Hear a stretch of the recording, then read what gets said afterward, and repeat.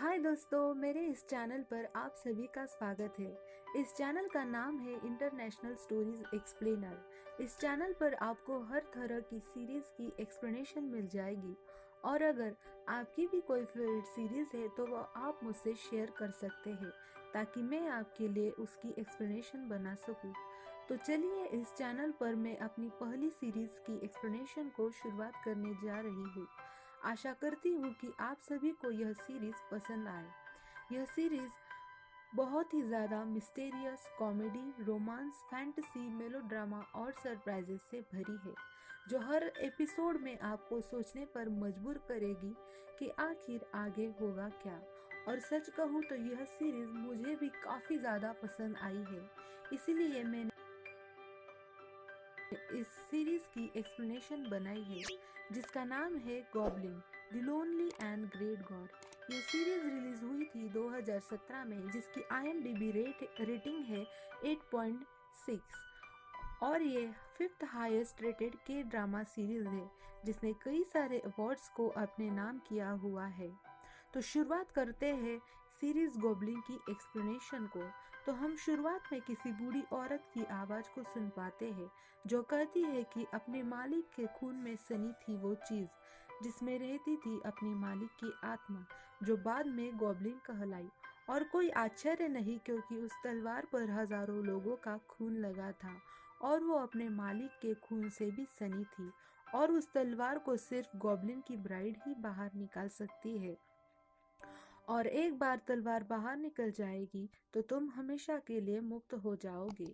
फिर हमें उसी बूढ़ी औरत को दिखाया जाता है जो किसी यून ही नाम की लड़की से बात कर रही होती।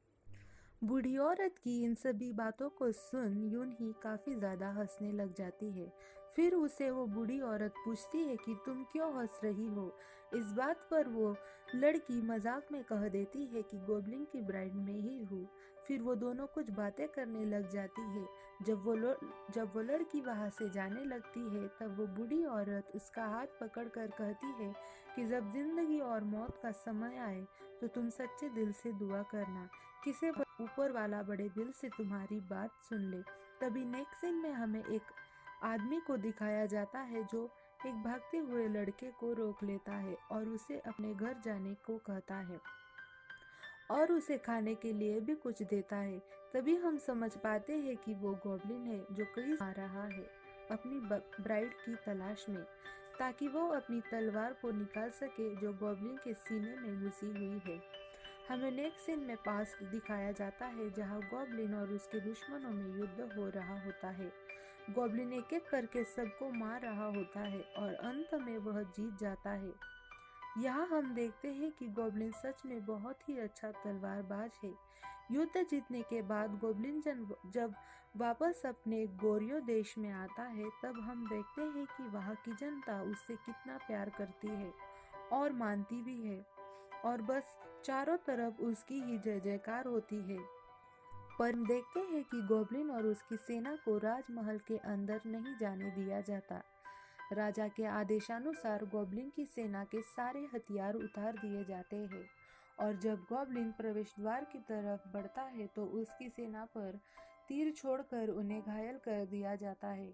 तभी हम समझ पाते हैं कि वहाँ का राजा गॉब्लिन से जेलस था, क्योंकि उसकी प्रजा उससे ज्यादा गॉब्लिन को पसंद करती थी।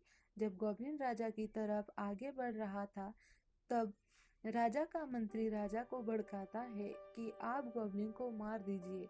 गॉब्लिन को रोक कर राजा गॉब्लिन से कहता है कि वही रुक जाओ, आगे बढ़ने की कोई जरूरत नहीं है, वही रुक जाओ और गद्दार की मौत मर जाओ। और कहता है कि तुमने एक कदम भी आगे बढ़ाया तो मैं तुम्हारे सारे लोगों को मार दूंगा। तभी रानी उसे आगे बढ़ने को कहती है। जब गॉब्लिन आगे बढ़ता है तो रानी को भी मार दिया जाता है और उसके बाद गॉब्लिन के परिवार को भी मार दिया जाता है। तभी हमें रानी ने पहनी हुई अंगूठी को दिखाया जाता है। गॉब्लिन को आगे बढ़ता देख राजा के सिपाही गॉब्लिन के पैरों पर वार कर देते हैं, जिससे गॉब्लिन घायल होकर नीचे गिर जाता है। फिर उसे जब वे सिपाही मारने के लिए आगे बढ़ते हैं तब गॉब्लिन उन सिपाहियों पर तलवार से वार करते हुए कहता है कि ये काम तुम्हारा नहीं है। मैं अपनी मौत केवल अपने साथियों के हवाले कर सकता हूँ। और फिर गोब्लिन का साथी अपने सीने पर पत्थर रख उसे मार देता है और कहता है, मुझे माफ कर दीजिएगा। और फिर उसके साथी को भी मार दिया जाता है। गोब्लिन को घायल अवस्था में किसी वीरान जगह पर छोड़ दिया जाता है। वहाँ कुछ लोग आकर प्रार्थना करते हैं कि हे भगवान, हमारे जनरल को बचा लीजिए, हमारे जनरल को वापस कर दीजिए। तभी नेक्स्ट सीन में हम वर्तमान में आते हैं और एक इंसान को देख पाते हैं जो एक कार से टकरा जाता है। कार को टकराने के बाद बहुत बुरा हाल हो जाता है, उस इंसान का नहीं बल्कि उस कार का। फिर गाड़ी का मालिक गालियां बकते हुए गाड़ी से बाहर निकलता है और गाड़ी की हालत देख शॉक होकर पूछता है कि आखिर तुम हो कौन। तो वो इंसान उससे कहता है कि मैं जंगली सूअर हूँ। तो वो गाड़ी का मालिक यह सुनकर शॉक होकर वही फ्रीज हो जाता है। फिर वहाँ भीड़ इकट्ठा हो जाती है। तभी हम देख पाते हैं कि उस गाड़ी की डिक्की में एक लड़की की लाश पड़ी हुई होती है। उस लड़की की आत्मा खुद की बॉडी को देख शॉक हो जाती है। तभी हम उसी इंसान को देखते हैं जो कुछ देर पहले खुद को सुअर कह रहा था। वो इंसान उस लड़की को उसकी जन्म कुंडली वगैरह सब कुछ बताता है और उसकी मौत का कारण भी। आगे हम देखते हैं कि एक रूम में वही मरी हुई लड़की की आत्मा और वो इंसान एक टेबल पर बैठे हुए होते हैं। वह इंसान उस लड़की को कुछ पीने के लिए देता है और कहता है कि इसे पी लो, ये तुम्हारी जिंदगी की सारी यादें भुला देगा। आगे गॉब्लिन और उस इंसान का सामना होता है, जहां हमें उस इंसान का नाम पता होता है। उसका नाम होता है ग्रीम रिपर। ग्रीम रिपर का मतलब होता है यमराज। ग्रीम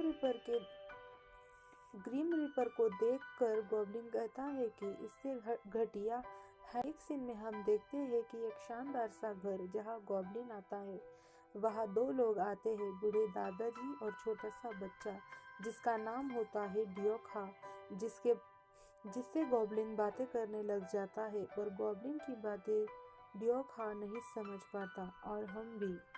फिर हमें पास्ट दिखाया जाता है जहाँ डियोखा के दादाजी और डियोखा उसी जगह पर आए हुए होते हैं जहाँ गॉब्लिन की मौत हुई थी। दादाजी रोते हुए कहते हैं कि मुझे आने में देर हो गई। वो गॉब्लिन से माफी मांगते हैं और कहते हैं, मैं बहुत बीमार हूँ, अब मेरे जाने का समय हो गया है और आज के बाद से मेरा पोता आपको सर्व करेगा। फिर डियोखा कहता है कि इस तलवार को मुझे सर्व करना होगा क्या दादाजी। फिर जोर से हवाएं चलने लगती है और बिजलियां कड़कड़ाने लग जाती है। फिर हमें किसी व्यक्ति की आवाज आती है जो कहता है, तुम्हारे अपनों की प्रार्थना ने तुम्हें बचा लिया, लेकिन तुम्हारी तलवार हजारों के खून की जिम्मेदार है। वे तुम्हारे दुश्मन रहे होंगे, लेकिन वे ऊपर वाले की रचना थे, इसीलिए तुम्हें अकेले रहोगे, अपने ही लोगों को मरते देखोगे, किसी भी मौत को तुम भूल नहीं पाओगे। यही तुम्हारा इनाम है और यही तुम्हारे लिए सजा भी बनेगी। सिर्फ गॉब्लिन की दुल्हन ही इस तलवार को तुम्हारे सीने से निकाल पाएगी और एक बार ये तलवार निकल गई तो तुम मुझ में विलीन हो जाओगे।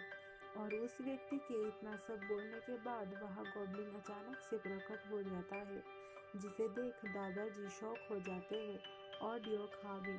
तभी गॉब्लिन कहता है कि कहीं पहुंचना है। फिर दादाजी और उनका पोता गॉब्लिन को नमन करते हैं।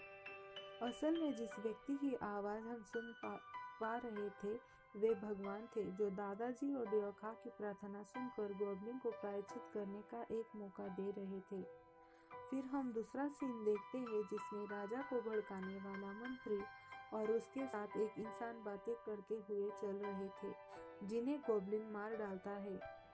अगले सीन में हम देखते हैं कि डियोखा के दादाजी मर चुके होते हैं और डियोखा दादाजी की कब्र के पास बैठकर रो रहा होता है।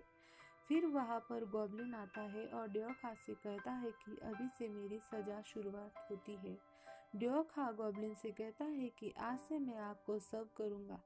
फिर वे दोनों जहाज से कहीं जा रहे होते हैं। तभी डियोखा जहाज में बैठे कुछ लोगों को खाना खाते हुए देखता है और उसे भी भूख लग जाती है, पर फिर भी वो चुपचाप वही खड़ा रहता है, जिसे देख गॉब्लिन समझ जाता है कि ड्योखा को भी भूख लगी है। तो वो उसे खाना देते हुए हाथ आगे बढ़ाता है। तो ड्योखा भी खुश होकर खाना लेने ही जाता है कि वही रुक जाता है और कहता है कि मेरा पेट भरा हुआ है, आप इसे खा लीजिए। मैं बहुत छोटा हूँ ना, इसीलिए मेरा पेट बहुत जल्दी भर जाता है, इसीलिए आप बड़े हैं, आप खाना खा लीजिए। फिर गॉब्लिन उसे खाना खिलाने के लिए मना लेता है और फिर वे दोनों बांटकर खाने लगते हैं। तभी गॉब्लिन अपनी मुट्ठी खोल जुगनू बिखेर देता है, जिसे देख ड्योखा बहुत ही खुश हो जाता है। सच में यह ड्योखा की सच्चाई और ईमानदारी देखने लायक सीन था। तभी जहाज में बैठे लोग आकर ड्योखा का खाना जमीन पर गिरा देते हैं और उसे तंग करने लग जाते हैं।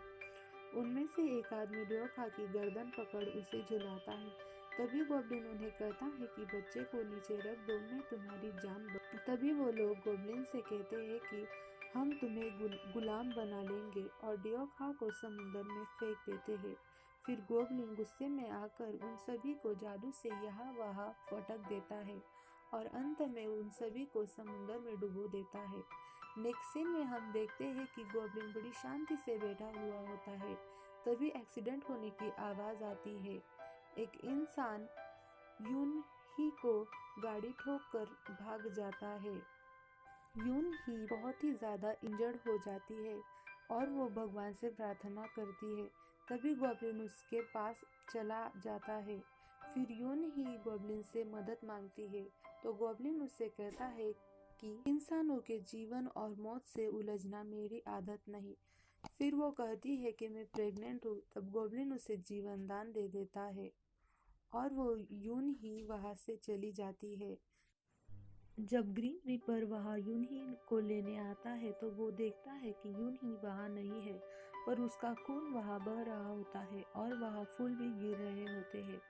फिर वो अपने पास रखे कार्ड्स भी देखता है जिनमें यून ही और उसके पेट में पल रहे बच्चे का जिक्र होता है। उसके बाद हम एक प्यारी सी बच्ची को देखते हैं, जिसे देख खिड़की के बाहर खड़ी आत्माएं कहती है कि ये गॉब्लिन की दुल्हन है। उसके बाद 8 साल बीत जाते हैं और हम देखते हैं कि वो बच्ची बड़ी हो चुकी होती है, यानी 9 साल बड़ी, और उसका आज बर्थडे भी होता है। फिर वो लड़की छोटे से पप्पी को देखती है और उसके साथ खेलने लग जाती है, पर उसकी माँ जब देखती है तो वहाँ कोई पप्पी नहीं होता और उसकी माँ बस उसे देखते ही रह जाती है। उसके बाद जब वो छोटी बच्ची शाम को घर आती है तो वो केक को देख कर बहुत खुश हो जाती है। फिर उसकी माँ और वो दोनों बातें करने लग जाती है। फिर अचानक से योनतक शांत हो जाती है। योनतक उस बच्ची का नाम योनतक अपनी माँ से कहती है कि तुम मेरी माँ नहीं हो, तुम मेरी असली माँ नहीं हो, लेकिन तुम उसकी आत्मा तो हो। तो फिर उसकी माँ कहती है कि तुम सच में सब कुछ देख सकती हो ना, काश कि तुम नहीं देख पाती सब। फिर योनतक कहती है माँ तुम मर चुकी हो ना। फिर उसकी माँ सिर हिला के हाँ कहती है। सच में यह सीन बहुत ही ज़्यादा इमोशनल था। योनतक की माँ कहती है कि किरानी वाली दादी के साथ हॉस्पिटल आ जाना मुझे लेने, और फिर वे दोनों रोने लग जाती है। यहाँ हमें समझ में आता योनतक भूतों को देख सकती है, यानी मरी हुई आत्माओं को देख सकती है। फिर अगले सीन में हम देखते हैं कि शुरुआत में जो बूढ़ी औरत और यून ही एक दूसरे से बातें कर रही थी, वो अभी अभी यून ही उस बूढ़ी औरत के साथ बातें कर रही थी। वो उस बूढ़ी औरत से कह रही थी कि तुम योनतक का ख्याल रखना, और वो यह भी कहती है कि तुमने कहा था मुझे प्रे करने के लिए जब मैं बहुत ज़्यादा ज़रूरतमंद हूँ तब। यहाँ हम समझ पाते हैं कि जो दादी है वो भी आत्माओं को देख सकती है और योनतक की माँ वहाँ से चली जाती है। योनतक जैसे ही घर से बाहर निकलती है कि वो सामने देखती है कि वहाँ पर ग्रीम रीपर खड़ा हुआ है और वो उसे पूछती है कि तुम कौन हो। तभी वो उससे कहता है कि तुम मुझे कैसे देख सकती हो। इस बात पर योनतक डर जाती है और बातें बनाने लग जाती है। असल में जब ग्रीम रीपर हैट पहनता है तब उसे कोई नहीं देख सकता, पर योनतक ने उसे देख लिया था, इसीलिए वो भी थोड़ा शॉक हो जाता है। वो कहता है कि तुम्हारी जैसी बच्ची कैसे पैदा हो सकती है, क्या तुम 9 साल की हो? तभी वहाँ दादी आ जाती है और योंतक को बचा लेती है। दादी कहती है कि तुम यहाँ से चली जाओ। उसके बाद दादी उसे गिफ्ट में गोभी देकर चली जाती है। अगले सीन में दादी एक पुल से गुजर रही होती है जहाँ से एक छोटा सा लड़का सामने से आ रहा होता है। जब वे दोनों एक दूसरे को क्रॉस करते हैं तो दादी एक बहुत ही ज़्यादा सुंदर लड़की में बदल जाती है और ऐसा होते हुए सीन 10 साल आगे बढ़ जाता है। वहाँ से वो लड़का भी बड़ा हो जाता है और उस लड़की को वह ड्रिंक के लिए पूछता है। उसे वो लड़की भी हाँ कह देती है। अगले सीन में फ़ोन पर एक लड़का बात करता है कि अरे वो कार्ड कल तक सही काम कर रहा था पर आज उसने काम करना बंद कर दिया है।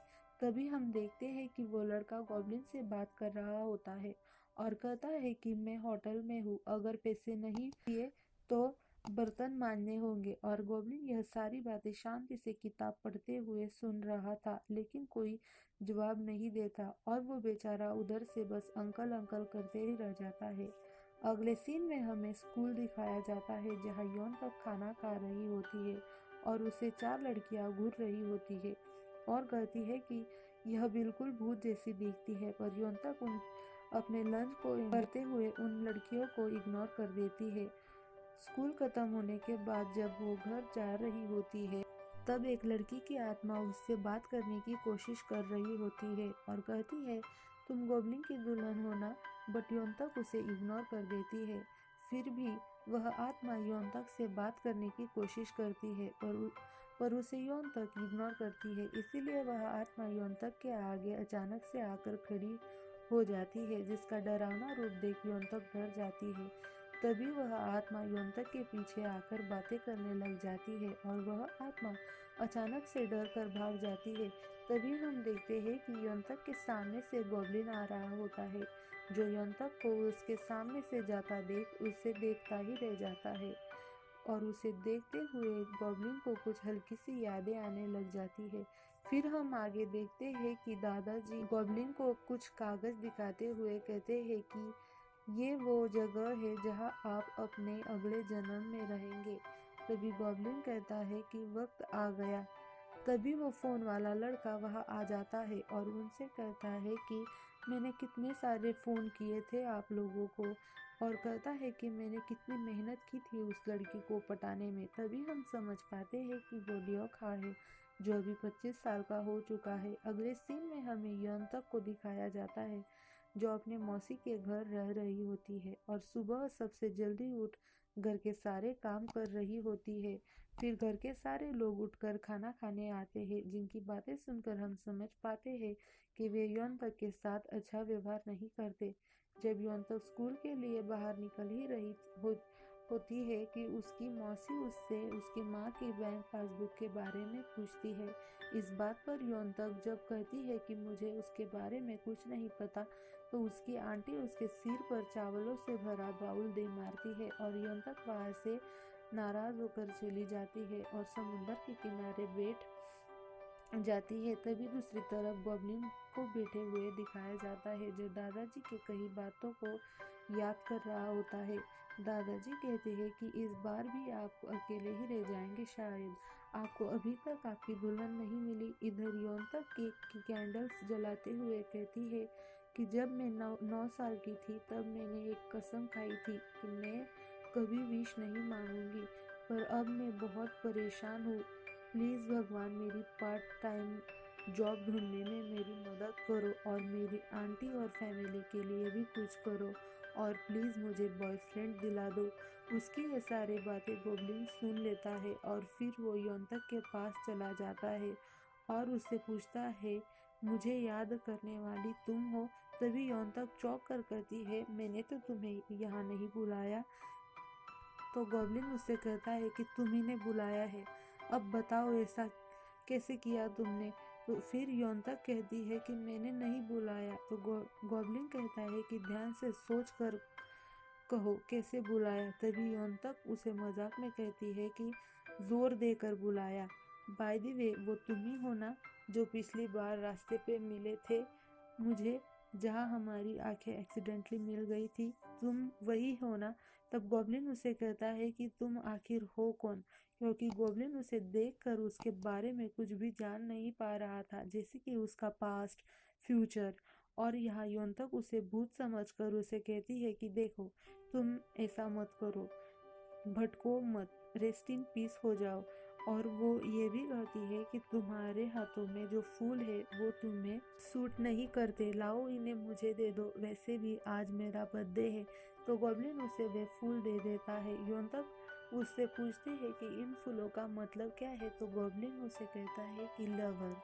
और फिर बैकग्राउंड में इतना अच्छा म्यूजिक बजता है कि क्या बताऊँ।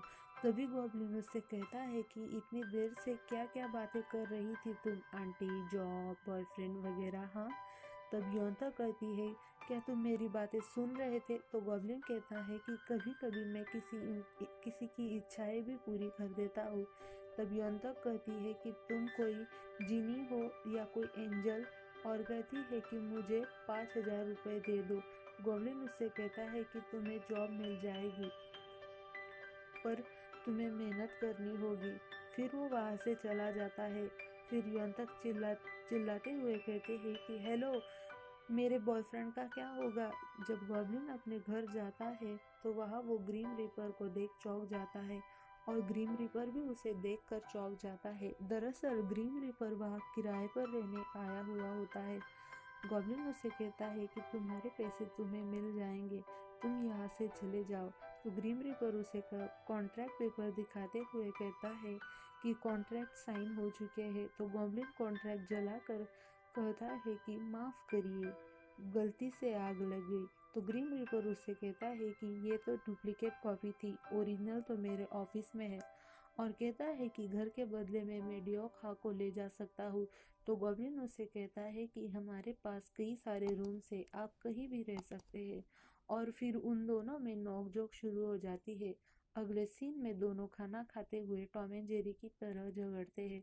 और इधर इधर योनतक पढ़ाई करते हुए गॉब्लिन ने दिए हुए फ्लावर्स को देखती है और गॉब्लिन की कही बातों को याद करती है, और सुबह सुबह जॉब सर्च करने निकल जाती है, वो भी फुल एनर्जी के साथ। पर उसे कहीं भी जॉब नहीं मिलती और वो गॉब्लिन को कोसने लग जाती है।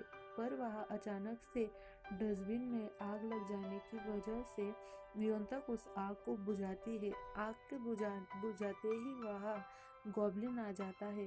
तो योंतक उससे कहती है कि तुम मेरा पीछा कर रहे हो? तो गॉब्लिन कहता है, तुमने मुझे याद किया? तो योंता कहती है, मैंने तुम्हें नहीं बुलाया, जाने दो, कोई बात नहीं। क्या सच में तुम गार्डियन गॉड हो? तुम किसी टाइप के गार्डियन गॉड हो? और कहती है, तुमने मुझे ऐसे कहा था कि मुझे सच में जॉब मिल जाएगी। तो गॉब्लिन उसे कहता है कि तुम्हें मुझे याद किया, ये सब मेरे साथ पहली बार हो रहा है। तो योंतक उसे कहती है कि क्या सच में मैं वही थी? क्या मैं परी हूँ? ये सब सुन गॉब्लिन वहाँ से चला जाता है, या समझो वो वहाँ से भागी जाता है। फिर योंतक कहती है कि हाय कितना हैंडसम था, और फिर वो कहती है कि अरे मैं तो उसका नंबर लेना ही भूल गई। अगले सीन में योंतक चर्च में चली जाती है ताकि वो गॉब्लिन को बुला सके, और वहाँ रखी कैंडल्स को वो बुझाती है। तभी गॉब्लिन वहाँ आ जाता है। योंतक कहती है कि मैंने तुम्हें बुलाया है। फिर गॉब्लिन उससे कहता है कि इससे बेहतर जगह नहीं मिली तुम्हें।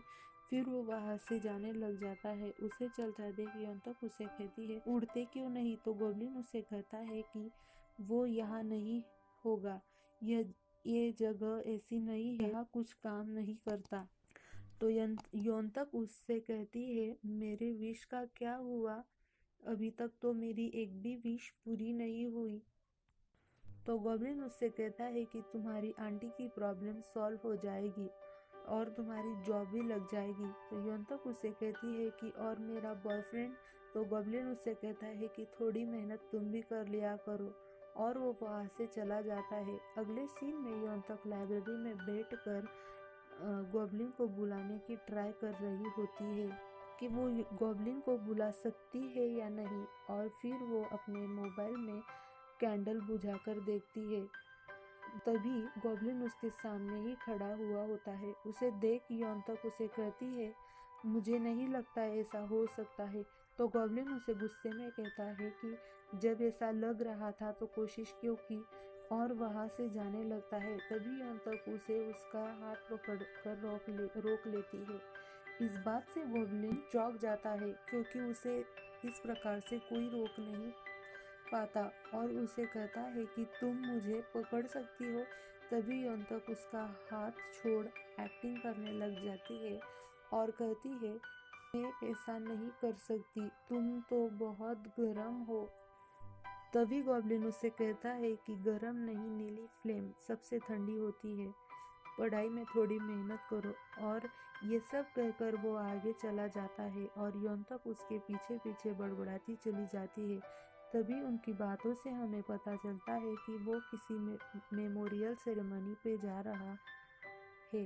योंतक उसे कहती है कि मुझे लगा था कि तुम ग्रीम रीपर हो, पर अगर तुम ग्रीम रीपर होते तो तुम मुझे देखते ही ले जाते। फिर मुझे ऐसा लगा कि तुम कोई भूत हो, लेकिन ये तो तुम्हारी परछाई है। फिर मैंने बहुत सोचा कि आखिर ये हो क्या सकता है। फिर गॉब्लिन उससे पूछता है कि तुम्हें क्या लगता है कि कौन हूँ मैं। तो योंतक उसे कहती है कि तुम गॉब्लिन हो। यह बात सुनकर गॉब्लिन शॉक हो जाता है और कहता है कि क्या बात है, पागल हो क्या तुम। फिर योंतक कहती है, क्या एक बात पता है तुम्हें, मैं गॉब्लिन की दुल्हन हूँ। मैं शायद किसी स्पेशल पावर के साथ पैदा हुई हूँ, इसीलिए शायद सारे भूत मुझे गॉब्लिन की दुल्हन बुलाते हैं। और फिर वो उसे अपनी नेक पर जो निशान हो दिखाती है। उसे देख गॉब्लिन योंतक की माँ के एक्सीडेंट वाली बात याद करने लग जाता है, जिसे गॉब्लिन ने जीवनदान दिया था। और फिर योंतक से कहता है कि साबित करो।